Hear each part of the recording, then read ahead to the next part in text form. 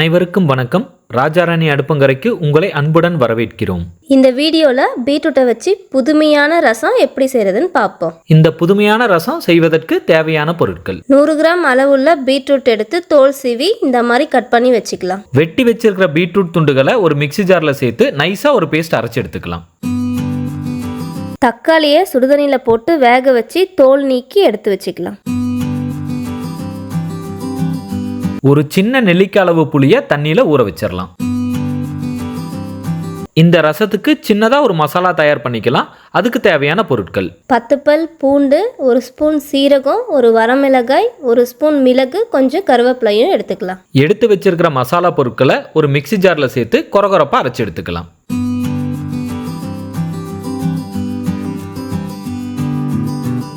இப்போ ஒரு பாத்திரத்துல நம்ம எடுத்து வச்சிருக்க தக்காளியை சேர்த்து நல்லா மசிச்சுக்கலாம்.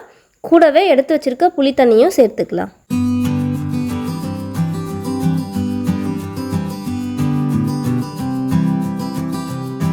பேன்ல 1 ஸ்பூன் எண்ணெய் சேர்த்து நல்லா சூடாக்கிக்கலாம். எண்ணெய் சூடானதுக்கு அப்புறம் 1 ஸ்பூன் கடுகு, 1 ஸ்பூன் உளுத்தம்பருப்பு, 1 ஸ்பூன் வெந்தயம் சேர்த்து நல்லா கலந்து விட்டுறலாம்.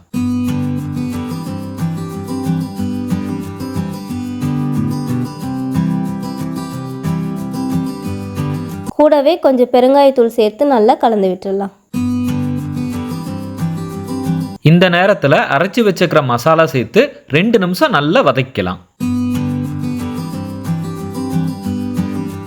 மசாலா 2 நிமிஷம் வதங்கினதுக்கு அப்புறம் நம்ம அரைச்சி வச்சிருக்க பீட்ரூட் பேஸ்ட்டை இதுக்குள்ள சேர்த்து நல்லா கலந்து விட்டுடலாம்.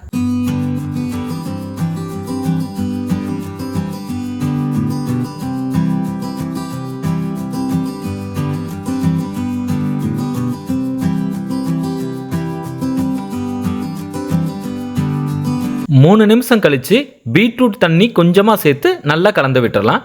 பீட்ரூட் தண்ணிங்கிறது வேற ஒன்றும் இல்லைங்க, மிக்ஸி ஜார்ல பீட்ரூட் அரைச்சோம் இல்லைங்களா, அதை அலசி அந்த தண்ணி எடுத்து இது கூட சேர்த்துக்கலாம். கூடவே தக்காளி புளி கரைசல் சேர்த்து நல்லா கலந்து விட்டுடலாம்.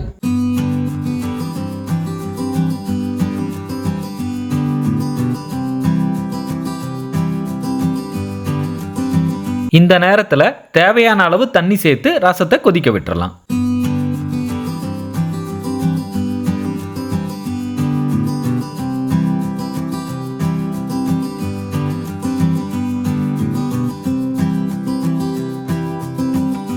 இந்த நேரத்தில் தேவையான அளவு உப்பு சேர்த்து நல்லா கலந்து விட்டுடலாம். இப்போ ரசம் கொதிக்க ஆரம்பிச்சிருச்சு. இந்த நேரத்தில் நம்ம வெட்டி வச்சிருக்க மல்லி இலைகளையும் கருவேப்பிலையும் சேர்த்து ஸ்டவ்வை ஆஃப் பண்ணிடலாம். அவ்வளவுதாங்க, புதுவிதமான முறையில் பீட்ரூட் ரசம் தயாராயிருச்சு. இதை சாதத்து கூட வச்சு சாப்பிட்டீங்கன்னா சுவை அற்புதமாக இருக்கும். இந்த வீடியோ உங்களுக்கு பிடிச்சிருந்தா லைக் பண்ணுங்கள். உங்கள் கருத்துக்களை கமெண்ட்ஸில் சொல்லுங்கள். உங்கள் நண்பர்களுடன் ஷேர் பண்ணுங்கள். மறக்காமல் எங்கள் சேனலை சப்ஸ்கிரைப் பண்ணுங்கள்.